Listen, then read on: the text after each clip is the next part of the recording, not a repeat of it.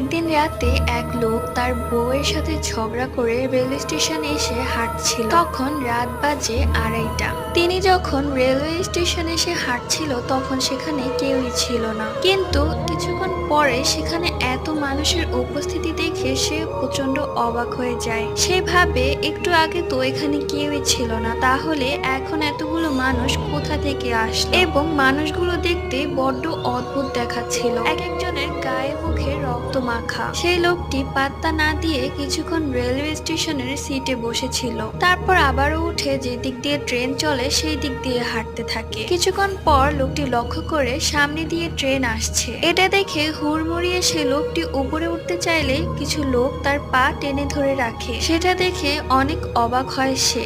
অনেক কষ্টে তাদের থেকে পা ছাড়িয়ে সে উপরে উঠে যায় এবং ট্রেনটা তাদের উপর দিয়ে চলতে শুরু করে। কিছুক্ষণ পরে সে মানুষজন হাওয়া হয়ে যায়।